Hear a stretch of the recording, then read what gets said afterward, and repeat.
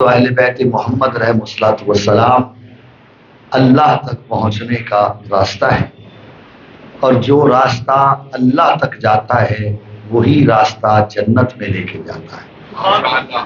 توجہ صاحبان، یعنی محمد و آل محمد سبیل الہی صراط مستقیم ہے اور اللہ کا واضح رستہ ہے۔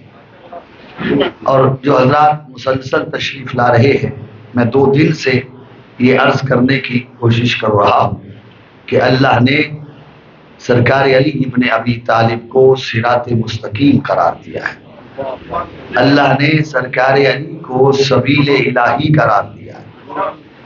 اس کا سبب یہ نہیں کہ انبیاء اور رسول جو ہے وہ سبیل الہی نہیں ہے، یقیناً آدم سے لے کے سید الانبیاء تک سب کا صراط مستقیم ہے، سب کا سبیل الہی ہے، لیکن آخری زمانے کے لیے اللہ نے سرکار علی علیہ الصلوۃ والسلام کو سبیل اس لیے قرار دیا، صراط اس لیے قرار دیا کہ اب رسالت ماب کے بعد نبوت کا تصور ہی ختم ہے۔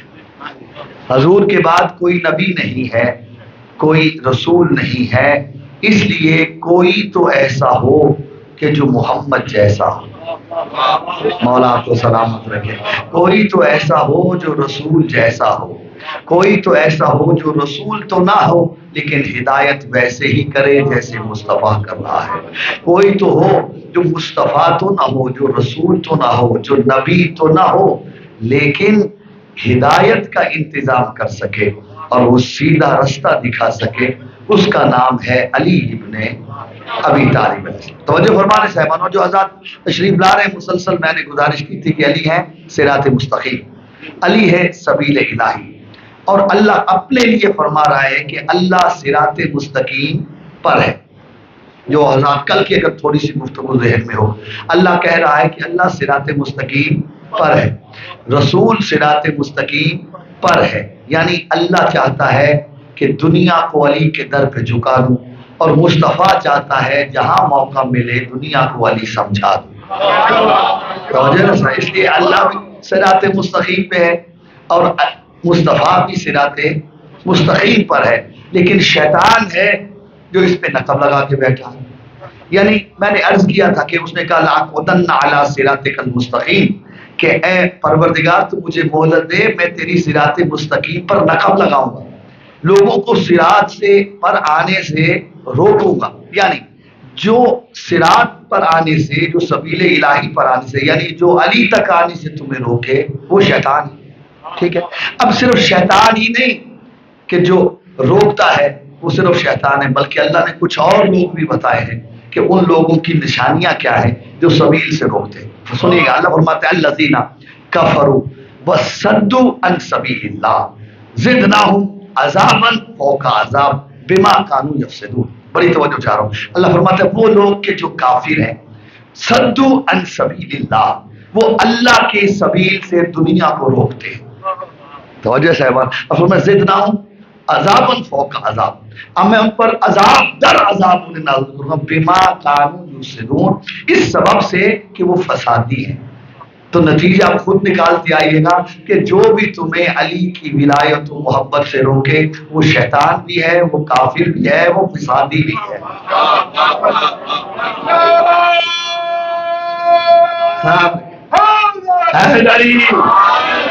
میری بات پہنچ رہی ہے صاحبان؟ چونکہ عشرہ اختتام کے قریب ہے اور بالکل اختتامی مراحل ہے، اس لیے میں بڑی جلدی سے کچھ نتیجے دینا چاہتا ہوں، بڑی توجہ چاہتا ہوں کہ جو تمہیں علی تک آنے سے روکے۔ اچھا حضور یہ لوگ ایسے ہیں کیا؟ کیسے ہیں؟ اللہ نے ایک بڑا خوبصورت جملہ فرمایا اور بڑی توجہ چاہتا ہوں۔ اللہ فرماتا ہے الذین یصدون عن سبیل اللہ ویبغونها عوجا، کہ وہ لوگ کہ جو اللہ کی سبیل تک آنے سے روکتے ہیں اور وہ چاہتے یہ ہیں کہ یہ سبیل سیدھی نہ رہے، یہ صراط سیدھا، یبغونها عوجا، اس میں ٹیڑھ پن آ جائے۔ توجہ چاہ بھائی، اللہ کی صراط سیدھی ہے یا نہیں؟ صراط مستقیم کا یہی مطلب ہے نا بھائی کہ سیدھا روڈ، سیدھا راستہ۔ توجہ چاہ رہا ہوں، اور عوج کہتے ہیں ٹیڑھا پن۔ مثال کے طور پہ آپ نے یہاں سے باہر پہنچی، دروازے کے باہر جانا ہے، ایک یہ سیدھا راستہ جا رہا ہے کہ آپ ادھر سے گھوم کے آئے، توجہ سے ادھر سے مقصد ایک ہی سب کا کہ بھئی جانا ہے جنت تک، توجہ چاہ رہا ہوں، جانا ہے جنت تک، لیکن سیدھے راستے سے نہیں جانے دیں گے، انہیں گمراہ کر دیں گے۔ توجہ چاہ رہا ہوں کہ جو اللہ کی سبیل سے بھٹکانے والے ہیں، روکنے والے، وہ چاہتے ہیں کہ یہ راستہ سیدھا راستہ نہ رہے، اس میں ٹیڑھ پن آ جائے۔ اب اس کے نتیجے آپ خود نکالتے جائیے گا کہ سبیل ہے علی ابن ابی طالب، جو اسے ٹیڑھا کرنا چاہتے ہیں وہ یا تو یہ چاہتے ہیں کہ علی سے عیب نکالے، جب علی سے عیب نہیں نکلتا تو جو عیب دار ہے انہیں علی جیسا کرنا چاہتے ہیں۔ مولا سلامت رکھے آپ کو۔ توجہ صاحبہ، جو ٹیڑھے ہیں، جو خود عیبدار ہیں، انہیں علی کے ساتھ ملانا چاہتے ہیں اور اٹھا اٹھا کے علی کی فضیلتیں ان پر چپکاتے ہیں، پھر بھی چپک نہیں پاتے۔ میری بات پہنچی ہے صاحبہ؟ پھر بھی وہ تعریفیں، کیونکہ جسے فضائل اللہ دے اس میں کمی آتی نہیں، اور جسے فضائل دنیا دے وہ کبھی اس لائق بنتا ہی نہیں، ٹھیک ہے؟ اور علی وہ ہے جنہیں فضائل اللہ نے عطا کی، اللہ کہتا ہے یہ چاہتے کیا ہے؟ یبغون عوجا، اسے ٹیڑھا کر دیں۔ اور اس کے بعد اللہ نے ایک عجیب جملہ کہا، فرمایا وَمَنْ كَانَ فِي هَذِهِ الْأَعْمَى وَهُوَ فِي الْآخِرَةِ أَعْمَى، کہ جو اس دنیا میں اندھا ہے وہ قیامت کو بھی اندھا ہے۔ وہ جسے سیدھا راستہ نظر نہیں آئے گا وہ اس دنیا میں بھی اندھا ہے، بولو تو صحیح، وہ آخرت میں بھی۔ اور ایک آیت اور سنیے گا، اللہ نے، میں بڑی جلدی سے آیتیں پڑھوں تاکہ میں ایک نتیجے تک آپ کو لے کے آتا۔ اللہ فرماتا ہے کہ دیکھیں اللہ نے کہا جو اس دنیا میں اندھا ہے وہ آخرت میں بھی اندھا ہے، اسے پتہ نہیں وَأَضَلُّ سَبِيلًا، اور وہ سبیل الہی سے گمراہ ہے، یعنی جو بھی سبیل الہی کو چھوڑ دے گا وہ اس دنیا میں بھی اندھا ہے۔ اب میں بار بار بتاؤں گا آپ کو کہ سبیل الہی ہے علی، توجہ چاہو، یعنی جو علی کو چھوڑ دے گا وہ اس دنیا میں بھی اندھا ہے، قیامت کے دن بھی۔ اور چونکہ ایک اس آیت سے ایک آیت اور ریلیٹ کیجیے گا، اللہ فرما رہا ہے وَمَنْ أَعْرَضَ عَنْ ذِكْرِي، بڑی توجہ سے اللہ فرما وَمَنْ أَعْرَضَ عَنْ ذِكْرِي پھر وَجَعَلْنَاهُ مَعِيشَةً ضَنَكًا، اللہ فرماتا ہے کہ جو میرے ذکر سے منہ پھیر دے، توجہ چاہ رہا ہوں، میں اس کی دنیا کی زندگی اجیرن کر دوں گا، توجہ چاہ رہا ہوں، وَهُوَ فِي الْآخِرَةِ أَعْمَى، اور اسے قیامت کے دن اندھا اٹھاؤں گا۔ توجہ، وَمَنْ أَعْرَضَ عَنْ ذِكْرِي، توجہ چاہ رہا ہوں، جو میرے ذکر سے منہ پھیر دے، وَجَعَلْنَا لَهُ مَعِيشَةً ضَنَكًا، اللہ فرماتا ہے اس کی دنیا کی زندگی ہے نا اسے اجیرن بنا دوں، توجہ چاہ رہا ہوں۔ اور ذکر ہے محمد و اہل بیت محمد، ہے یا نہیں؟ اللہ کہتا ہے یعنی جو علی سے منہ پھیرے گا اس کی دنیا میں بھی زندگی تنگ کر دو، جب بھی علی سنے گا جلتا نظر آئے گا، مرضی ہے آپ کی یار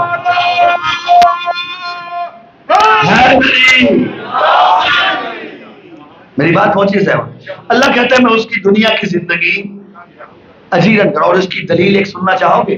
توجہ چاہ رہا ہوں، پہلا جس نے ذکر سے منہ پھیرا وہ تھا شیطان، توجہ چاہ رہا ہوں۔ جب اللہ نے کہا آدم کو سجدہ کرو، اس نے کہا نہیں کروں گا، اللہ کا فخرج فإنک الرجیم وعلیک لعنتی الی یوم الدین، نکل جا میرے دربار سے، تو مردود ہے اور تجھ پر قیامت تک کے لیے میری لعنت ہے۔ سنی ہے نا آج، بہت سنی ہے آپ نے، لیکن ایک جملہ ہدیہ کرنا چاہ رہا ہوں، اگر پہنچ گیا تو لطف لیجیے گا۔ اللہ نے شیطان کو کیوں لعنت کا مستحق ٹھہرایا؟ اس لیے کہ اس نے نافرمانی کی تھی، بولو تو صحیح، صرف نافرمانی کرنے سے لعنتی نہیں ہوتا۔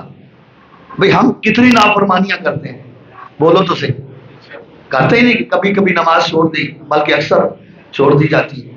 توجہ صاحبہ، نافرمانی کرنے، کیا ایسے کرنے سے لعنت کا مستحق ہو؟ شیطان نافرمانی کی وجہ سے لعنت کا مستحق نہیں ہوا، اللہ کے بنائے خلیفہ کی فضیلت کا انکار کرنے سے ہوا۔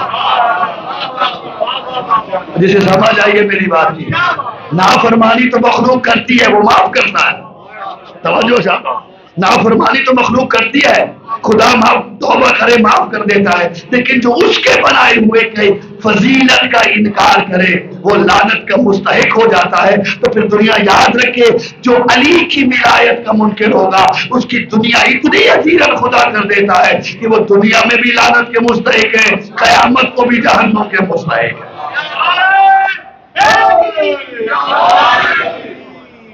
میری بات پہنچ رہی ہے صاحبہ؟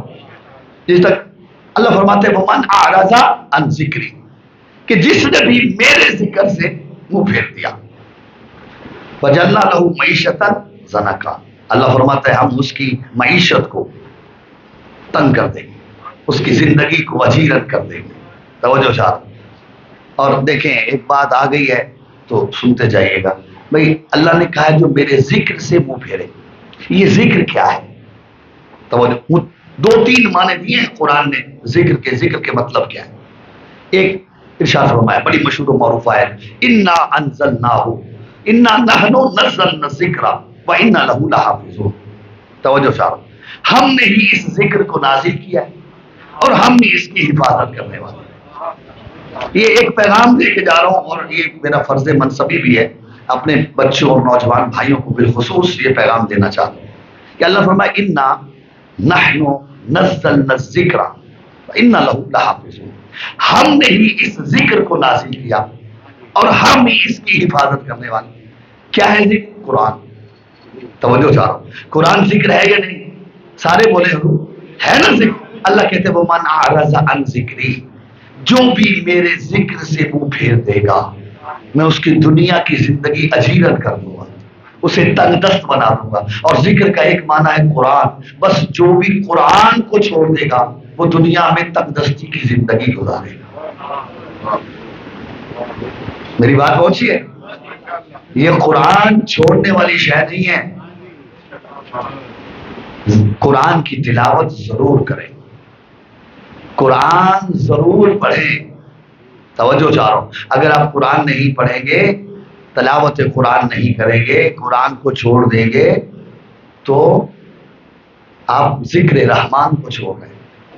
اور جو ذکر رحمان کو چھوڑ دیتا ہے اللہ اس کی معیشت کو تنگ کر دیتا ہے. وعدہ ہے, اللہ کا حکم ہے, فرمان ہے قرآن.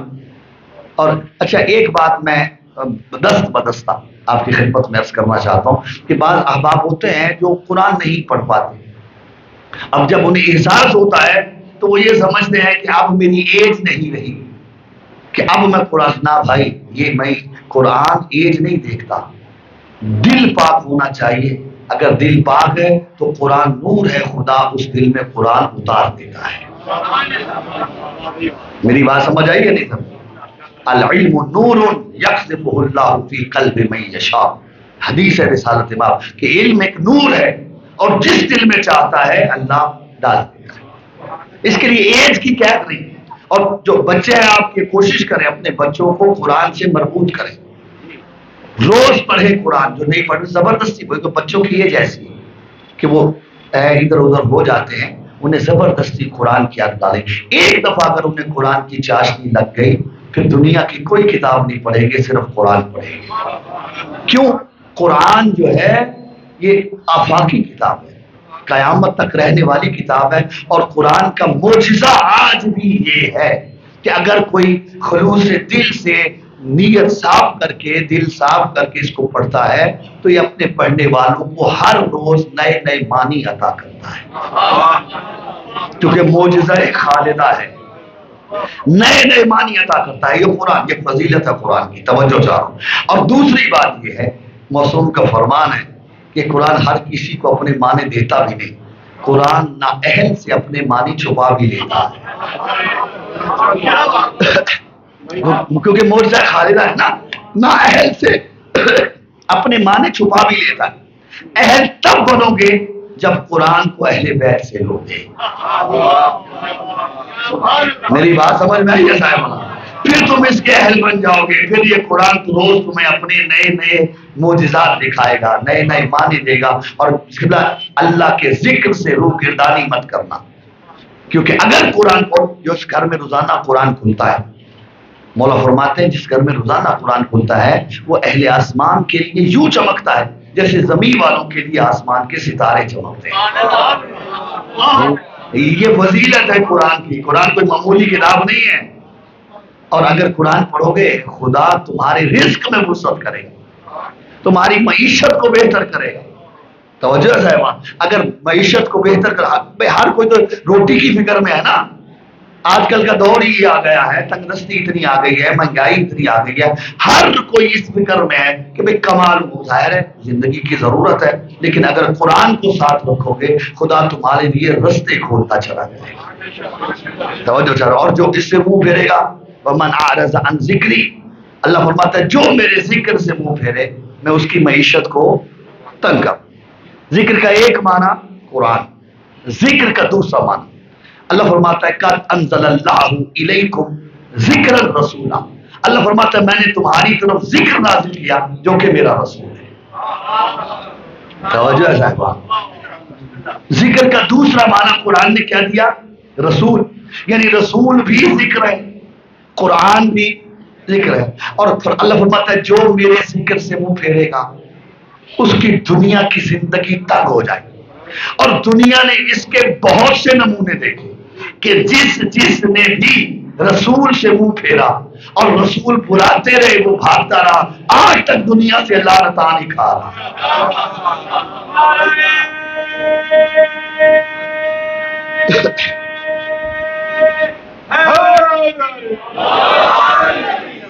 محمد واحد محمد سلام اللہ صلی اللہ محمد. متوجہ سے ذکر کون؟ قرآن. ذکر کون؟ مصطفیٰ. خبردار ان سے منہ نہ پھیرنا. لیکن یہ ذکر تمہیں ملے گا کہاں سے؟ فَمَا فَاسْأَلُوا أَهْلَ الذِّكْرِ إِن كُنتُمْ لَا تَعْلَمُونَ. اگر تم جاہل ہو تو پھر اہل ذکر سے پوچھو.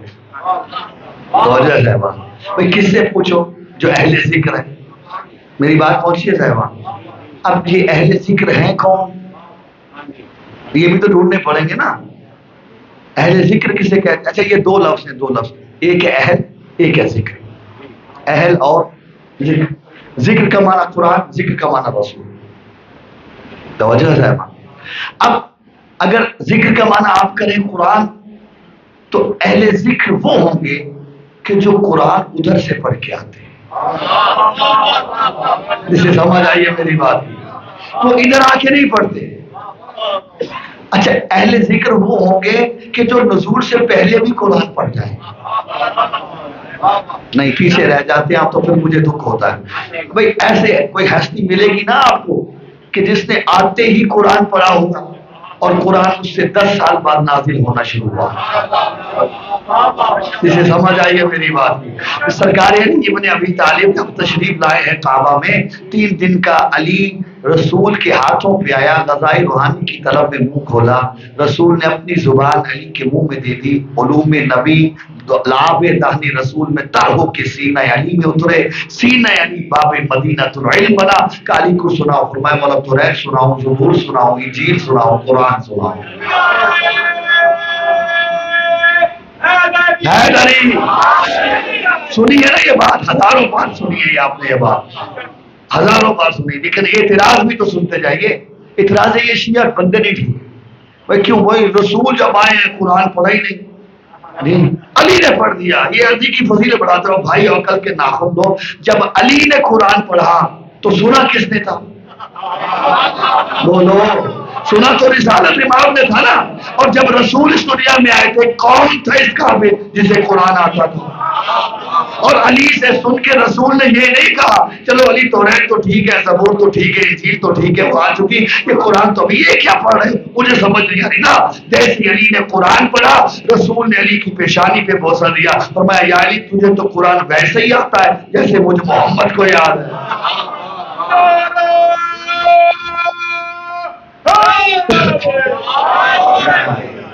میری بات پہنچی ہے صاحبان؟ اگر ذکر کا معنی آپ کرتے ہیں قرآن تو سوال کرو اہل قرآن سے جن کے گھر میں قرآن اترا ہے.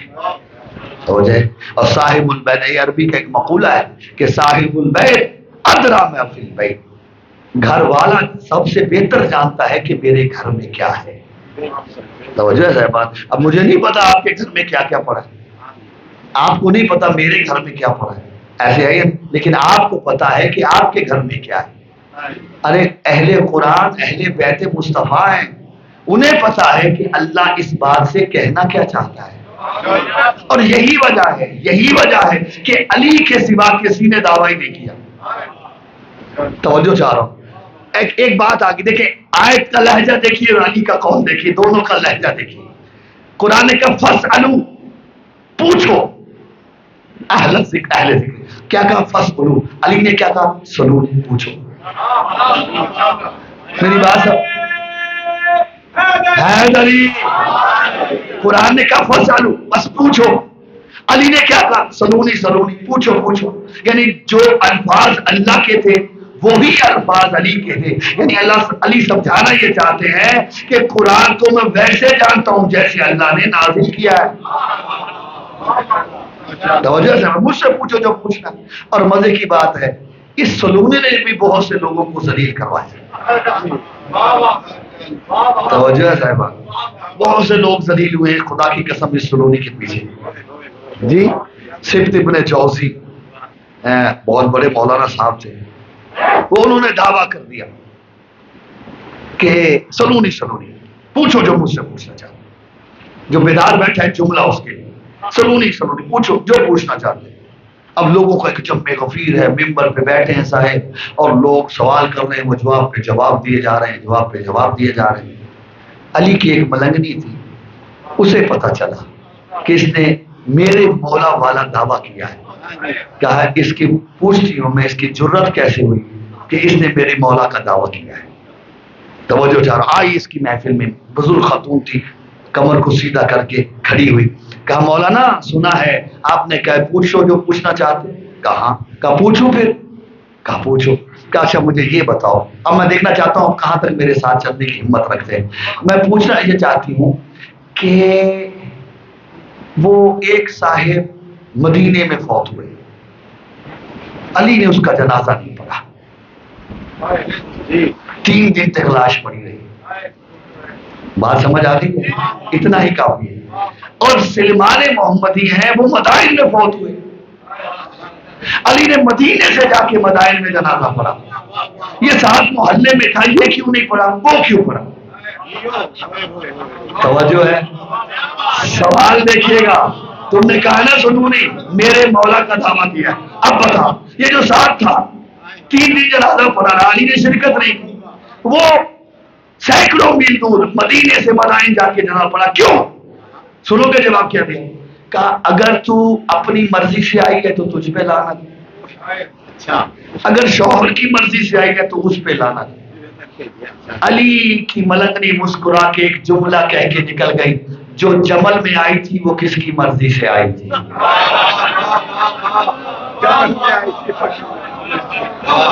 میری بات سمجھ میں آئی میں کیا کہہ گیا ہوں؟ توجہ ہے صاحبہ، یہ سلونے نے بہت سو کو ذلیل کر دیا۔ پرچہ کرا رہا جی، مولا آپ کو سلامت رکھے۔ کہا اگر اپنی مرضی سے آئی ہے تو تجھ پہ لعنت، اگر شوہر کی مرضی سے آئی ہے تو اس پہ لعنت۔ مسکرا کہتی پھر بتا جو جمل میں آئی تھی وہ کس کی مرضی سے آئی؟ رسول تو کہہ کے کہتے گھر سے نہیں نکلنا۔ میری بات پہنچی ہے صاحبان، ان سے پوچھو جو اہل ذکر ہے۔ ذکر کا معنی اگر کرتے ہو قرآن تو قرآن وارثان قرآن سے پوچھنا پڑے گا، اور اگر تم ذکر کا معنی کرتے ہو رسول تو پھر اہل نے قرآن نے اہل کے بہت سارے معنی دیے، 2 یا 3 4 معنی آپ کی خدمت میں ہدیہ کر کے زحمت تمام کر رہا ہوں، بڑی توجہ چاہتا ہوں۔ اللہ کہتا ہے کہ موسیٰ دعا کر رہے تھے رب اشرح لی صدری ویسر لی امری واحلل عقدۃ من لسانی یفقهوا قولی واجعل لی وزیرا من اہلی ہارون اخی۔ پروردگار میرا سینہ کھول دے، میری زبان کی گرہ کشادہ کر دے، اور میرے بھائی ہارون کو جو میرے اہل میں سے ہے میرا وزیر بنا۔ تو جو اہل کا ایک معنی قرآن نے دیا بھائی، اہل کا دوسرا معنی توجہ چاہ رہا ہوں، طوفان نوح آیا، نوح نے کشتی بنائی، جانتے ہیں نا نوح کی کشتی، توجہ چاہ رہا ہوں، کشتی نوح بنی، طوفان میں کے لیے کشتی نوح بنی، اللہ نے فرمایا نوح لوگوں کو کہو جو اس میں بیٹھے گا وہ بچ جائے، ایسے ہے یا نہیں؟ جو اس میں بیٹھے گا وہ بچ جائے گا. اور اللہ نے قرآن میں کہا فَأَنجَيْنَاهُ وَأَصْحَابَ السَّفِينَةِ کہ ہم نے نوح کو بچا لیا اور کشتی کے اصحاب کو بچا لیا. جو قرآن فہمی کا ذوق رکھتے ہیں, اللہ نے یہ نہیں کہا کہ میں نے نوح کو بچایا اور نوح کے اصحاب کو بچایا, نہ فَأَنجَيْنَاهُ وَأَصْحَابَ السَّفِينَةِ ہم نے نوح کو بچایا اور کشتی کے اصحاب کو بچایا. پروردگارا اصحاب تو نوح کے سینکڑوں سال تو نبی کے ساتھ رہے, کشتی تو آج بنی ہے. توجہ چاہ رہا ہوں, کشتی میں تو آج بیٹھے ہیں. تجھے فرمانا چاہیے تھا فَأَنجَيْنَاهُ وَأَصْحَابَهُ کہ ہم نے نوح کو بچایا, نوح کے اصحاب کو بچایا. یہ تو نے کیا فرما دیا فَأَنجَيْنَاهُ وَأَصْحَابَ السَّفِينَةِ کہ ہم نے نوح کو بچایا اور کشتی کے اصحاب کو بچایا. آواز کو بتائیں گے خبردار, یہ کشتی عام کشتی نہیں, یہ کشتی ہے کشتی نجات. اسے نوح نے اپنی مرضی سے نہیں بنایا, میری وحی سے بنایا ہے. اس کا ایک تختہ بھی نوح کی پسند کا نہیں ہے, میری وحی سے لگا. اس نے ایک کیل بھی نوح نے اپنی مرضی سے نہیں ٹھوکا, میری وحی سے ٹھوکا ہے. اب یہ تیار ہے تو یہ کشتی کشتی نجات ہے. اب میں یہ نہیں دیکھوں گا کون کتنے 100 سال سے نبی کے ساتھ رہ رہا ہے, بچے گا وہی تو اس کشتی نجات میں آ کے بیٹھے گا. اسی لیے میں نے کہا فَأَنجَيْنَاهُ وَأَصْحَابَ السَّفِينَةِ کہ ہم نے نوح کو بچایا اور کشتی کے اصحاب کو بچایا. ہمارا رسول بھی تو یہی سمجھا کے گیا نا کہ مَثَلُ أَهْلِ بَيْتِي كَمَثَلِ سَفِينَةٍ من رَكِبَهَا نَجَا وَمَن تَخَلَّفَ عَنْهَا غَرَقَ وَهَوَا. میرے اہل بیت کی مثال کشتی نوح کی مثال ہے. جو اس میں بیٹھے گا وہ بچے گا, جو باہر رہ گیا وہ غرق ہو جائے گا. اب یہ مت دیکھنا کہ محمد کا صحابی کون ہے, دیکھنا یہ ہے کہ آل کی کشتی میں بیٹھا کون ہے.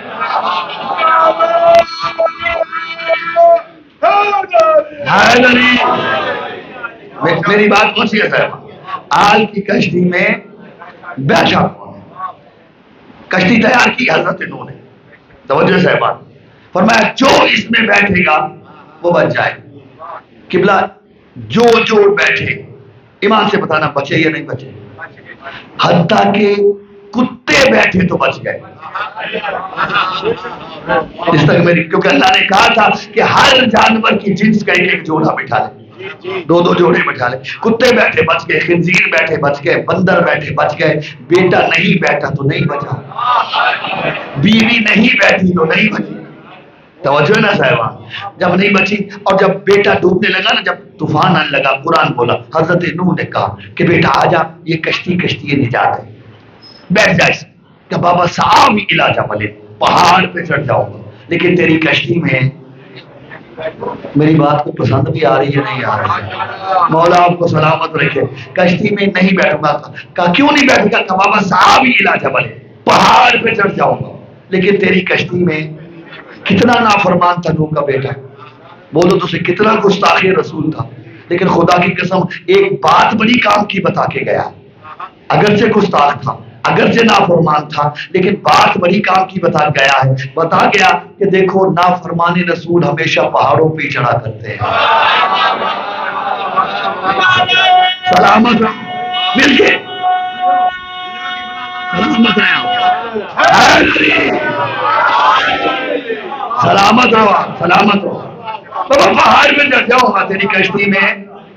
لازم اليوم من امر اللہ. نوح فرماتے خبردار, یہ لمبے لمبے قدوں کے پہاڑ تجھے نہیں بچائیں گے,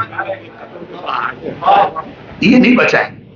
اب وفارت تنور, اللہ کہتا ہے تنور سے پانی نکلنے لگا, آسمان پانی برسنے لگا, زمین پانی اگلنے لگی. توجہ چاروں, سطح بلند ہونی شروع ہوئی, پہاڑ ڈوبنے لگا تو بیٹا ڈوبنے لگا. توجہ چاروں, نو بولے رب انبنی من اہلی, پروردگار میرا بیٹا میرے اہل میں سے ہے. توجہ ہے, بے شک اللہ نے کہہ دیا انہ لیس من اہلک انہ عمل غیر صالح. توجہ چاروں کہ یہ تیرا بیٹا تیرے اہل میں سے رہا ہی نہیں. کیوں؟ اس کا عمل ٹھیک نہیں ہے. توجہ ہے صاحبان. ارے اگر عمل برا ہو تو خدا بیٹے کو باپ سے جدا کر دیتا ہے. جسے سمجھ آئیے میری بات کی. اور اگر کوئی دعویٰ کرے میں علی کو مانتا ہوں اور گناہ کرتا پھرے, اس کا علی سے کوئی تعلق نہیں ہے. ہاں یاد رکھنا اس بات کو. قرآن صرف قصے کہانیوں کی کتاب نہیں ہے, قرآن ہدایت ہے. اللہ کہ انہ لیس من اہلک, تیرے اہل میں سے نہیں، اللہ نے بے شک اسے اس کے عمل کی وجہ سے نکال دیا، لیکن اگر بیٹا اہل میں سے نہ ہوتا تو نوح کبھی یہ لفظ استعمال نہ کر۔ یعنی اہل کا ایک معنی بیٹا بھی ہوتا ہے، پہلا معنی یاد ہے بھائی، دوسرا معنی بیٹا۔ ان اللہ یأمرکم ان تؤدوا الامانات الی اہلھا، اللہ تمہیں حکم دیتا ہے کہ امانتوں کو ان کے وارثوں کے سپرد کر دو، ٹھیک ہے۔ اہل کا تیسرا معنی وارث، اہل کا چوتھا معنی توجہ طلبہ، اللہ فرماتے ہیں وانزل اللہ سکینتہ علی الرسول وعلی المؤمنین والزمهم کلمۃ التقوی وکانوا احق بها واہلها۔ اللہ فرماتے ہیں میں نے رسول اور مومنوں پہ تسکین نازل فرمائی، وہ اسی کے سزاوار تھے، اسی کے مثل تھے۔ اہل کا چوتھا معنی مثل، توجہ چاہ رہا ہوں۔ پانچواں اور آخری معنی جو استدلال کے لیے پیش کرو، حضرت خضر اور حضرت موسیٰ کا قرآنی واقعہ آپ کی نگاہوں کے سامنے کہ موسیٰ علم حاصل کرنے آئے تھے حضرت خضر سے، بہت سے مقامات سے گزرے، لیکن ایک مرتبہ کشتی پہ سوار ہوئے، جب اترنے لگے حضرت خضر نے کشتی میں سوراخ کر دیا، قال اخرقتها لتغرق اهلها، اے خضر کیا آپ نے کشتی میں اس لیے سوراخ کیا تاکہ اس کے سوار ہلاک ہو جائے۔ اہل کا پانچواں معنی سوار، پہلا بھائی، دوسرا بیٹا، تیسرا وارث، چوتھا مثل، پانچواں سوار۔ اب پڑھیے گا اللہ کہتا ہے فاسألوا اہل الذکر ان کنتم لا تعلمون، کہ اگر تم جاہل ہو تو اہل ذکر سے پوچھ لو۔ اللہ کہتا ہے اگر ذکر کا معنی کرتے ہو رسول، اہل کا معنی کرتے ہو بھائی، تو قرآن اس سے پوچھنا جو رسول کا بھائی ہے۔ سلامت رہو۔ اگر اہل کا معنی کرتے ہو بیٹا، ذکر کا معنی کرتے ہو رسول، تو قرآن اس سے پوچھنا جو رسول کا بیٹا ہے۔ اہل کا معنی کرتے ہو وارث، ذکر کا معنی کرتے ہو رسول، قرآن اس سے پوچھنا جو وارث رسول ہے۔ اور اگر تم اہل کا معنی کرتے ہو، اگر اہل کا معنی کرتے ہو مثل، ذکر کا معنی کرتے ہو رسول، قرآن اس سے پوچھنا جو مثل رسول ہے۔ اور اگر تم اہل کا معنی کرتے ہو سوار، ذکر کا معنی کرتے ہو رسول، تو اس سے پوچھنا جو سوار رسول ہے، سواری رسول نہیں۔ اور پوری تاریخ میں مجھے صرف دو موقع ملے، ایک رسول نے مدینے میں حسنین کو اٹھایا، ایک کعبہ میں علی کو اٹھایا۔ یعنی رسول سمجھانا چاہتے تھے اگر میرے بات پوچھنا چاہتے ہو یا علی سے پوچھو یا حسنین سے پوچھو۔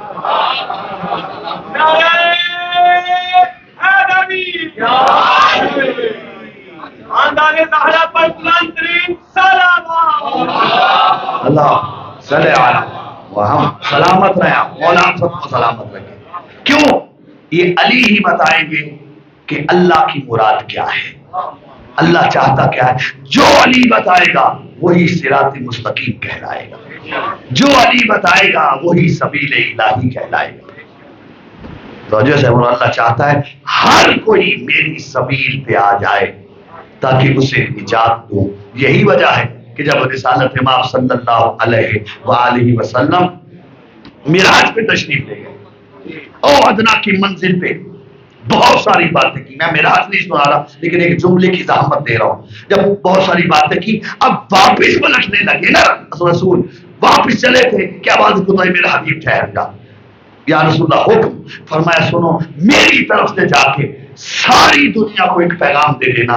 اللہ حکم کیا پیغام فرمایا سنو دنیا کو جا کے کہہ دینا لا والا وجتمع الناس علی حب علی ابن ابی طالب لما خلق اللہ النار۔ اے میرا حبیب جا کے دنیا کو بتا دینا اگر ساری دنیا علی کی محبت پہ جمع ہو جائے اللہ کو جہنم بنانے کی ضرورت ہی نہیں۔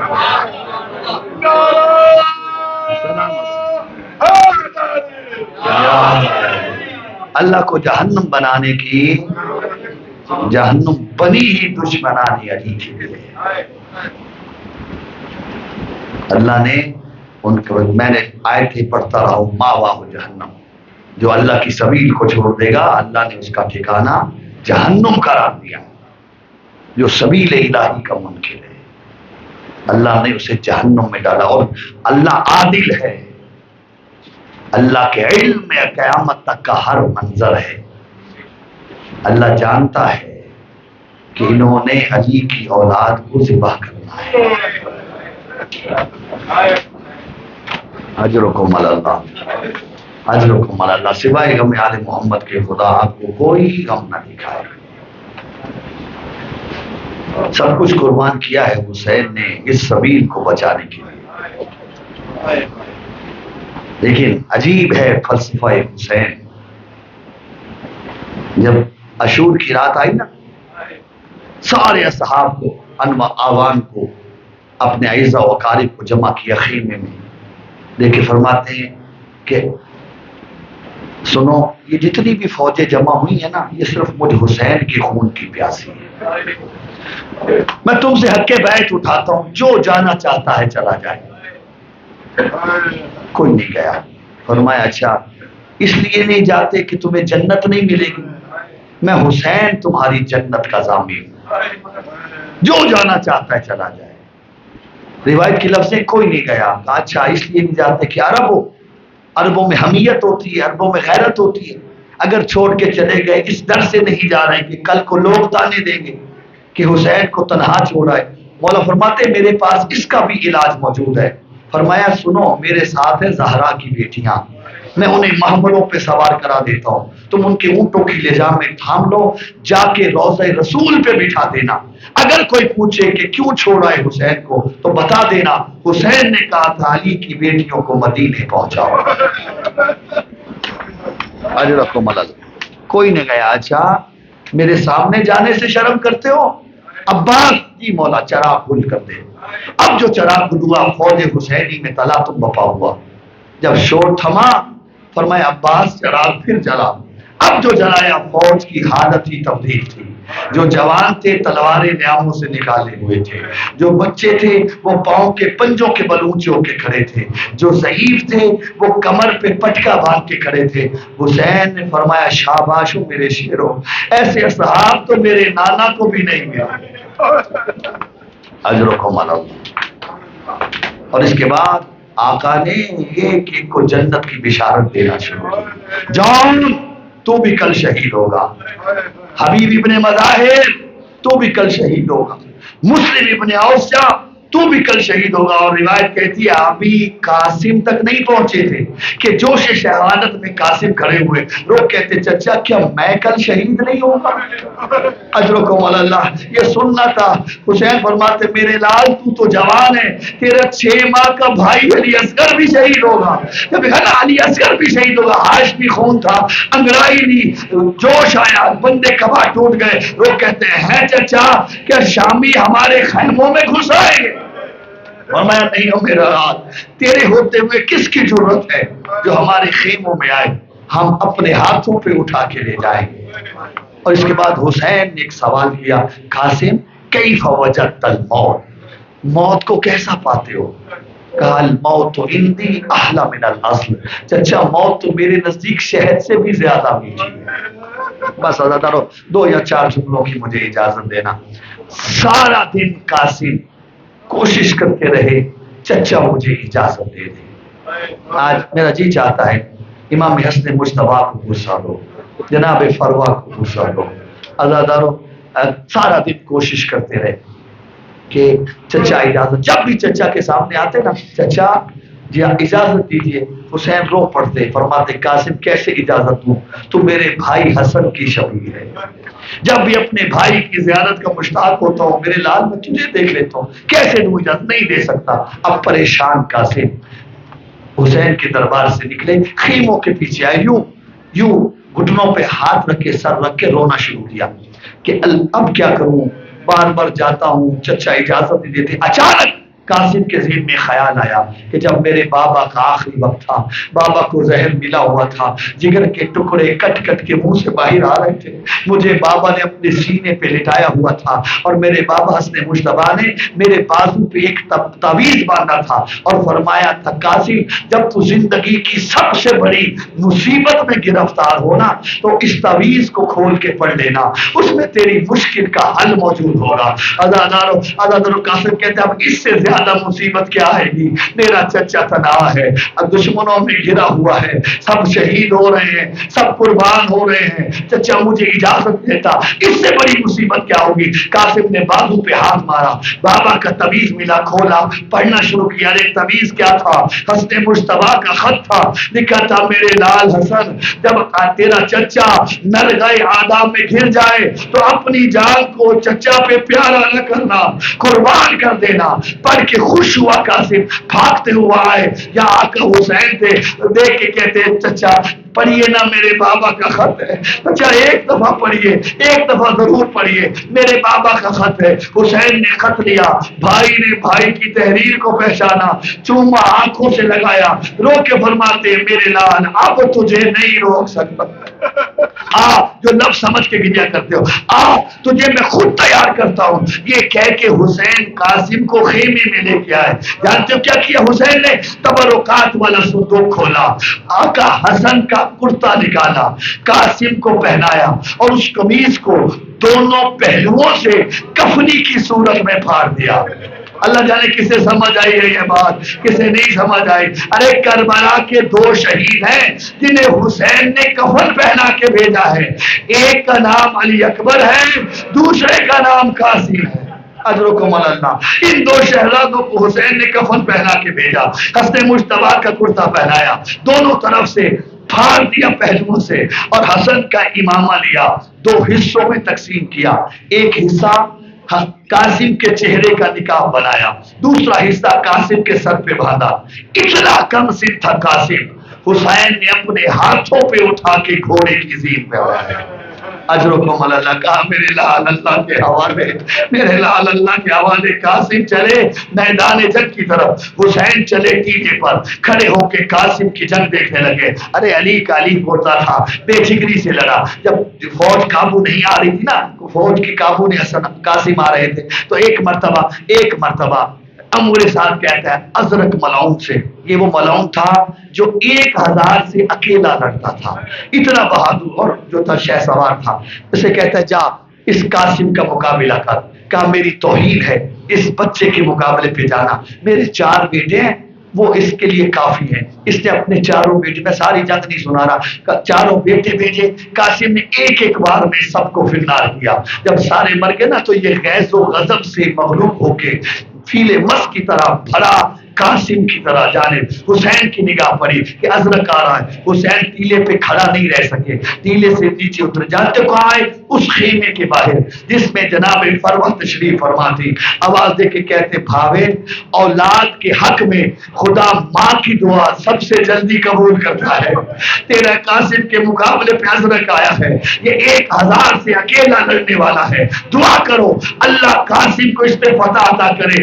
یہ کہہ کے حسین واپس ٹیلے پہ آئے۔ اگر جانتے ہو جناب ام فروا نے کیا کیا؟ مصلی عبادت بچھایا، 2 زانو ہو کے بیٹھی، چادر اتاری، بال کھولے، قرآن اٹھا کے سر پہ رکھا، رو کے کہتی ہے پروردگارا جو قاسم کے مقابلے پہ آ رہا ہے، میں یہ نہیں کہتی میرا قاسم شہید نہ ہو، لیکن پروردگارا جو قاسم کے مقابلے پہ آ رہا ہے وہ 1000 سے اکیلا لڑنے والا، اور میرا قاسم نوخیز ہے، میرا قاسم بچہ ہے۔ مولا یہ بات بھی نہیں، فرق اور بھی ہے، وہ کھانا کھا کے آیا ہے، وہ پانی پی کے آیا ہے، میرا قاسم 3 دن کا بھوکا پیاسا ہے۔ پروردگارا ایک مرتبہ قاسم کو اس پہ فتح نصیب کر دے، پھر جو تیری رضا ہے میں راضی ہوں۔ اور ادادارو ایک ہی بار میں قاسم نے اس ملعون کو بھی فنار کیا۔ بس ادادارو عمر سعد کی آواز ہے ایک مرتبہ مل کے حملہ کرو۔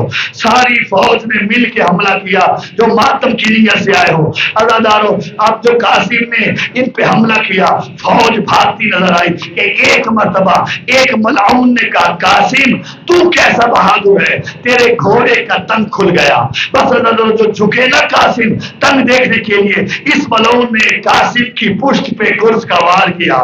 قاسم زین پہ سنبھل نہیں پائے، آواز دی یا اماں ادرکنی، چچا میری مدد کو آئیے، چچا میری مدد کیجیے۔ اور ادادارو حسین چلے قاسم کی طرف۔ ادادارو اتنا مظلوم ہے قاسم، ادادارو جیسے گھوڑے کی زین سے زمین پہ آیا، کسی نے تیر مارا، کسی نے تلوار ماری، کسی نے نیزہ مارا۔ ادادارو 35 تیر قاسم کے جسم میں پیوست ہوئے۔ ایک ملعون آگے بڑھا، اس نے قاسم کی ہسلی میں نیزہ مارا، ایک اور آگے آیا، اس نے قاسم کی پسلیوں میں نیزہ مارا، ایک اور مارا، اس نے قاسم کے پیٹ میں نیزہ مارا۔ یہ منظر جب حسین نے دیکھا برداشت نہیں کر پائے، حسین نے فوج پہ حملہ کیا۔ حسین کا حملہ کرنا تھا، دائیں کی فوجیں بائیں بھاگ گئی، بائیں کی فوجیں دائیں بھاگ گئی۔ زندہ قاسم گھوڑوں کے سموں تلے پامال ہو گئے۔ اجرکم اللہ، جو اب تک نہیں رو سکا، صرف ایک جملے کی مجھے اجازت دینا، جھولیاں پھیلا کے آل محمد سے آنسوں کی بھیک مانگ دینا۔ اللہ نارو، جب دھول چھٹی حسین کو قاسم نظر نہیں آیا، آواز دے کے کہتے قاسم میرے لال کہاں ہو؟ تمہیں حسین بلا رہا ہے۔ کوئی آواز نہیں آئی کہ ایک مرتبہ کہا قاسم کہاں ہو؟ تمہیں کربلا کا غریب بلا رہا ہے۔ اللہ نارو، کوئی آواز نہیں آئی کہ ایک مرتبہ حسین فرماتے قاسم کہاں ہو؟ تمہیں وقت کا امام بلا رہا ہے۔ لفظ امام آنا تھا۔ قاسم کی لاش کے ٹکڑے ہوا میں بلند ہونا شروع ہوئے۔ ادھر سے آواز آئی چچا میں یہاں ہوں، ادھر سے آواز آئی چچا میں یہاں ہوں، ادھر سے آواز آئی چچا میں یہاں ہوں۔ گھوڑوں کے سموں سے آوازیں آئی چچا میں یہاں ہوں۔ او عزادارو، حسین نے ابا کا دامن پھیلایا، قاسم کی لاش کے ٹکڑے چن کے ابا کے دامن میں رکھنا شروع کیے۔ اچانک حسین نے دیکھا ایک ہاتھ ہے جو قاسم کے ٹکڑے اٹھا کے حسین کی ابا میں رکھ رہا ہے۔ رو پڑے حسین، فرمایا کون ہے اس عالم غربت میں مجھ غریب کی مدد کرنے والا؟ آواز آئی حسین پہچان، تیرا بھائی حسن آ گیا، اپنے لال کا لاشا اٹھا۔ اللہ لعنت اللہ القوم الظالمین۔